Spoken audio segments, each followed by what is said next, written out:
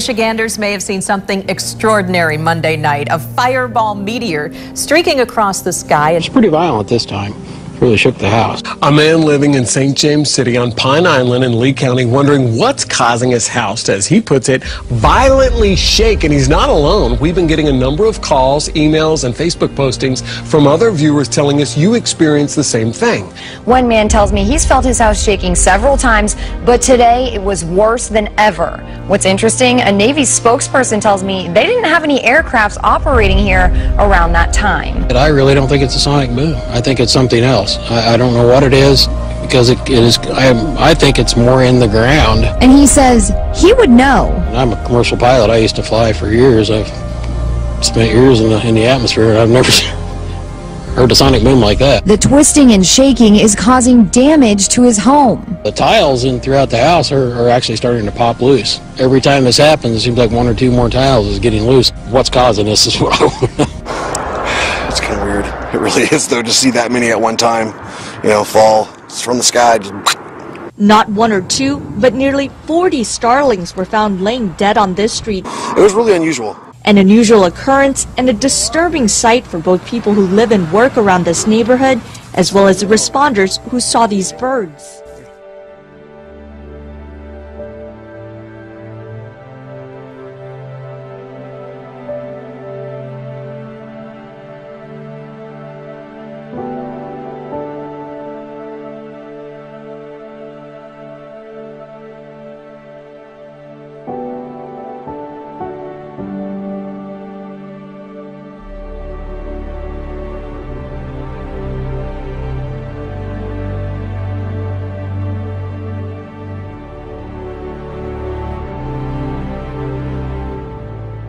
Here at The Lip, we've covered a number of stories chronicling the unprecedented animal die-off that is happening around the world. 120,000 endangered antelopes were found dead in Kazakhstan, while thousands of starfish were dying on Morton Island. And this week, an estimated 8,000 black and white seabirds were found dead on the beaches of Alaska's Prince William Sound. Thousands more have washed up on beaches from California to the Gulf of Alaska over the past year. The religious leaders you're about to meet are not your typical women and men of the cloth. These pastors are challenging the status quo. So can their New Age approach help people renew a connection with their faith and break down barriers in the church? From weave snatching on the Real Housewives of Atlanta to the ridiculous insanity that is Love and Hip Hop Atlanta. It's not something many residents here are proud of, even as we secretly chuckle that it's entertaining. Atlanta's off the chain! This newest reality series, featuring this fine city and another mostly black cast, might seem like more of the same. But leave it to television to make it big and different. All of the characters showing out are men and women of the cloth. God is gonna heal your heart! It's called Preachers of Atlanta. I think that tutu is almost like, wow! It kind of like lets you just be, crazy, and you're going to get outside your box. And this is Pastor Leandria Johnson. Here goes nothing. Going the extra mile for her ministry, dressing up as a prostitute to blend in a tough neighborhood downtown. I am a pastor, right? Okay. And I'm trying to find women that look like me. She even hands out condoms and cigarettes. You got some condoms? Let me give you some condoms.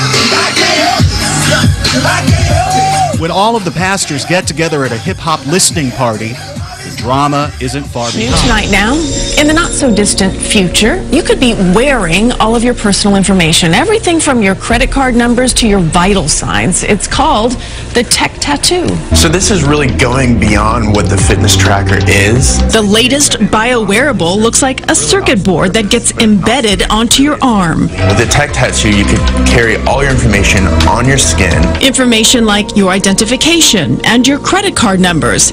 We carry wallets around, and they're so vulnerable.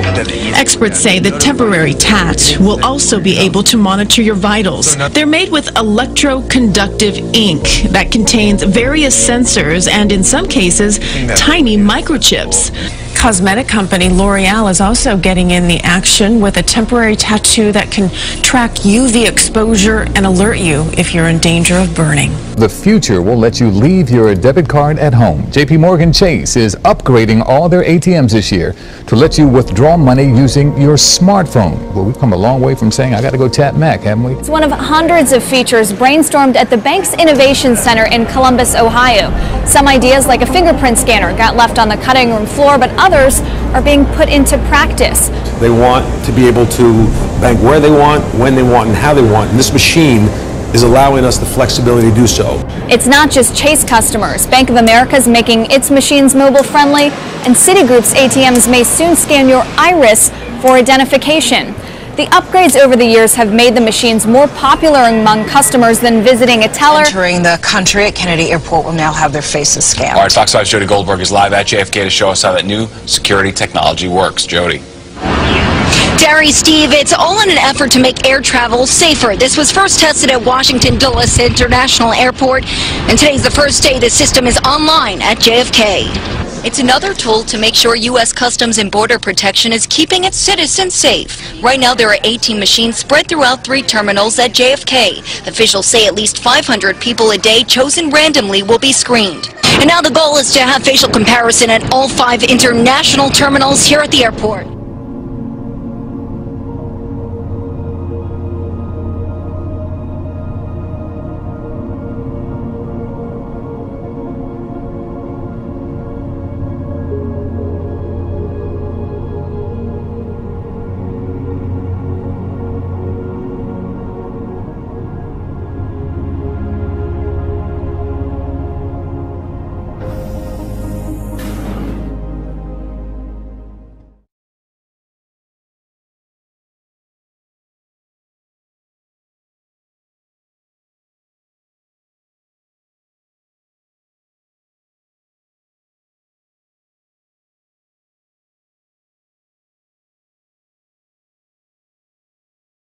No more questions. Dealing with the devil, passion, tears, and hours of debate later, Satanists will not be leading the city council prayer in Phoenix, nor will anyone else going forward. We have live team coverage on this polarizing decision. No more prayer at Phoenix City Council meetings. It's been replaced with a moment of silence after a Tucson-based satanic group requested to read the invocation. Now the group will get the chance to speak in Tucson. After 3 hours of emotional debate and discussion last night, the Phoenix Council decided to do away with prayers altogether. They created the problem here. I just have to say, well, Ed, I'm not done talking. I'm sorry, Ed. I'm not done talking, and when I'm done talking, you can interrupt me. Frankly, it's the most despicable thing that I have ever witnessed in my service to the city.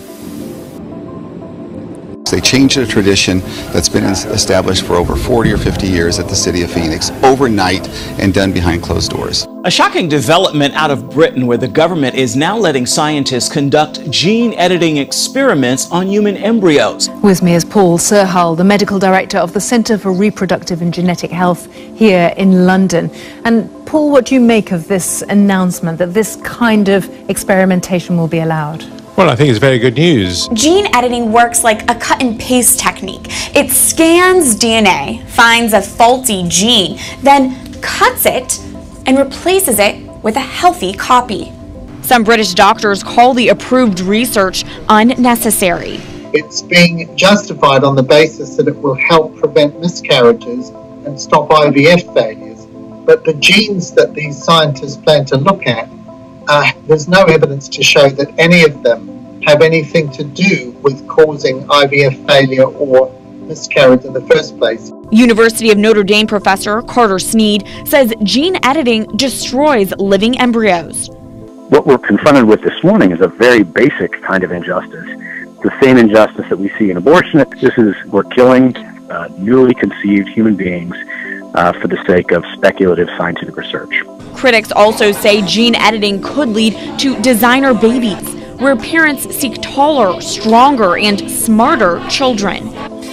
If we do look further down the road and this works, it's successful in the laboratory, we may understand more about fertilization, but what could it mean for some inherited diseases?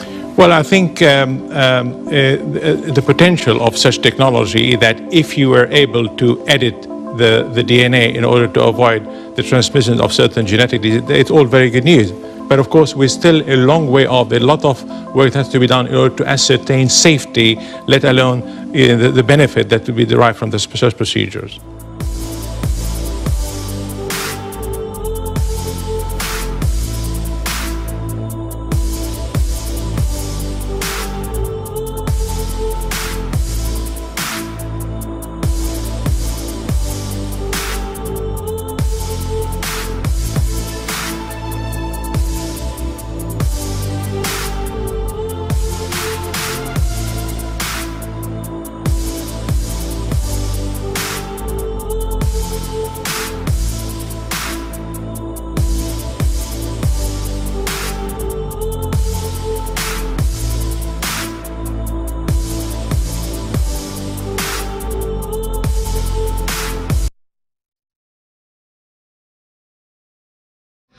Très proche de celle de Val Thorens, ce qui aurait pu enduire avec de l'erreur.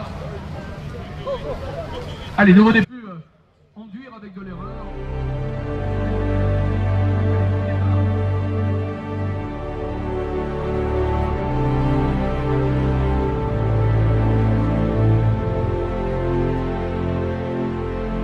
More and more people are paying with cards rather than cash these days. In fact, some countries in Europe are already on track to becoming completely cashless societies. Well, there has been precious little water in southern and eastern Africa where El Nino is scorching the earth. The third most powerful earthquake in Oklahoma's recorded history jolted the northern part of the state this weekend. The ground keeps shaking in Oklahoma and more violently.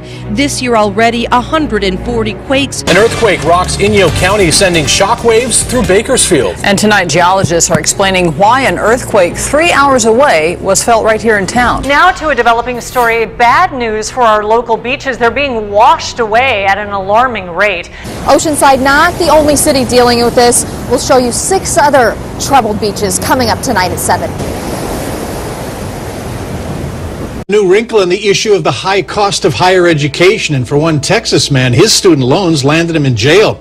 The U.S. Marshals showed up to his Houston area door with an arrest warrant. All right, what's the worst that could happen to you if you don't pay your old federal student loans? Garnishment, something on your credit report. Well, how about being arrested by the U.S. Marshal's Office? Yeah, you don't expect that. Well, Donna, Melinda, I still can't believe this one, but it is just mind-blowing. This is a story that will likely outrage you and leave you wondering, why are the resources of the federal government being used this way?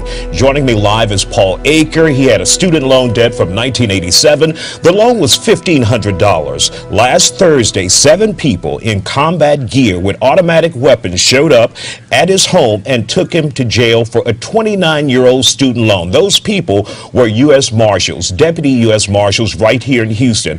New tonight, some pet owners in New Jersey are fighting back after being told their condo association wants their pets to undergo testing. CBS 2's Jessica Schneider has more now on what could amount to mandatory dog DNA testing. Barbara Mintz treasures her 2 Puggle pups. Oh, now let's not fight. So she was alarmed when she got a letter from her condo association proposing mandatory DNA tests for them and the rest of the dogs at Eagle Ridge in West Orange, New Jersey. It took so long for me to become a homeowner. I would think I would have some kinds of freedoms around here. The condo board wants dog owners to provide a DNA sample. It just seemed to me a little extreme. People here say they're not sure why the board wants to do DNA testing on their dogs. But lawyers say condo associations are free to mandate DNA testing, and it's happening all around the country. From CCTV to GPS tracking, surveillance is all around us, but now we're being watched more than ever in the workplace. New technology allows bosses to tell whether workers are at their desk, what they say, even how they're saying it, and it's completely legal. The sensors are completely anonymous as they monitor the presence of people at each desk. If an employee accepts it, says, look, okay, I'm prepared to work in an organisation that puts me through this sort of ordeal, then they've got no rights. They have literally signed up for it and given away a right to privacy. Say cheese when you board a DART train this summer. The transit agency is adding cameras and controversial new technology will follow. Brooke Rogers live in Dallas for us tonight with a timeline on all of this. Brooke. Well, Kaylee, you may not realize it, but all DART bus stations, buses do have cameras. You can see there's one right above me. It's taking my picture as I speak. But having them on trains will be new, and not everyone is on board. I mean, I think using technology to keep people safe is a good idea. You know, it's just I'm not sure about the privacy thing, though. Facial recognition software. What is that information being harvested for? And where's that information going? A growing tech trend takes personal computing to its highest level.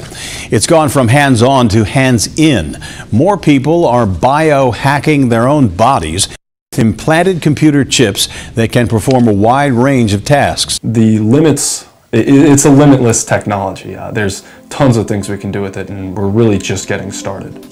And Garrett Fry is getting first-hand experience on just what the future may hold. Garrett Fry's implant is very simple. Like he said, it's not much more complicated than the identification implant that you would put in your dog or your cat. But they're getting more and more complex, recording body functions for long periods of time. Some of them functioning as compasses that you can get your directions and see them lighted up through your skin. The technology is just starting to take off, and more people are embracing it or ingesting it. Biohacking has sparked moral and ethical discussions, and in computing circles, it has raised security questions.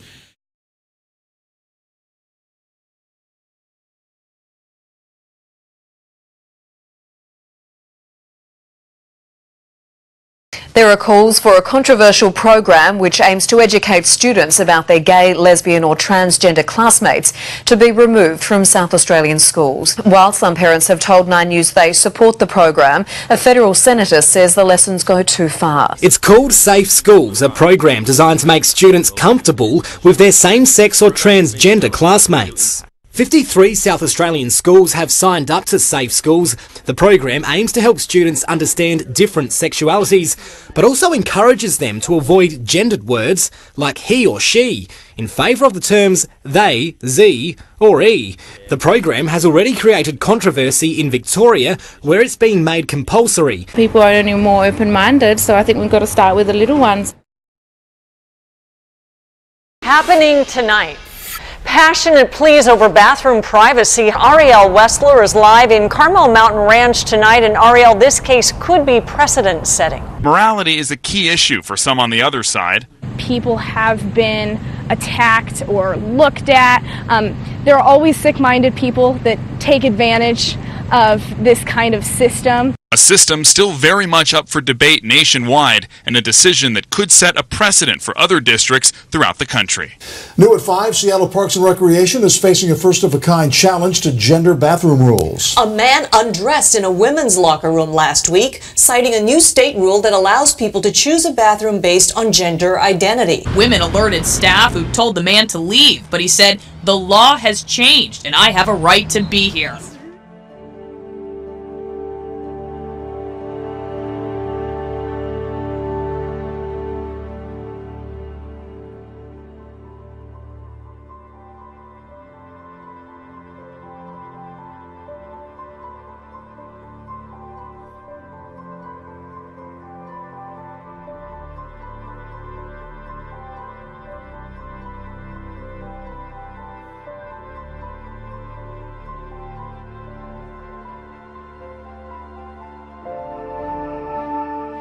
Eight-time boxing champion Manny Pacquiao is apologizing for his anti-gay remarks, but the repercussions are just beginning. 8th Division World Champion Manny Pacquiao is arguably the most famous Filipino in the world. He's a hero in the Southeast Asian country. On Wednesday, Nike announced it was ending its relationship with Pacquiao after the company found his comments abhorrent. The announcement comes as Pacquiao prepares for what he says will be his last fight on April 9th against Timothy Bradley in Las Vegas. And we don't know exactly what it is. And new tonight, concerns over mystery gunk falling from the sky. What on earth is it? An unknown substance has coated several homes in one neighborhood. 7 Action News reporter Aaron Baskerville is live there with more. Aaron, what's going on? Listen, that's what everybody's trying to figure out. It's certainly a mystery out here. This tar-like substance is everywhere.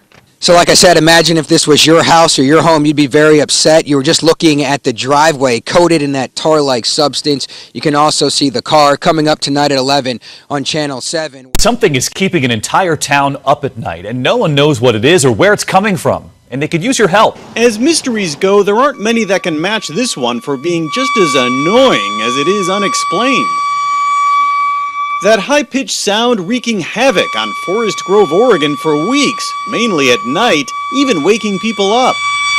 It sounds like brakes to me. Local officials have ruled out a water valve, gas leak, or wildlife, and the nearest train track is rarely used. The fire department doesn't know what it is either. Welcome to the X-Files, back on TV again. And so here we are. The truth is out there, and whatever it sure is loud and baffling.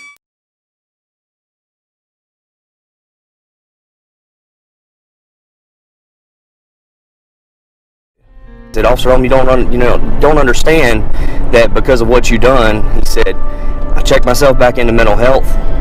I was able to get regulated with my medication. I reconciled my relationship with my brother, with my sister. He's no longer living on the street. He had moved back in with his brother or his sister. And he told me, he said, it's because of what you done that night, you stopping me. He said, to save my life. That man's a hero. And he saved my life, really. You went out of your way, you helped a homeless man, you gave him your own personal Bible, and because of that, he got his life on track. What does that mean to you? It's the most tangible thing I've ever experienced with being a witness and being obedient to God. So it's awesome. Look me right in the eye. Would you see the pain deep inside? Would you take the time to tell me what I need to hear? Tell me that I'm not forgotten. Show me there's a God who can be more than all I ever wanted. Right now I need a little hope. I need to know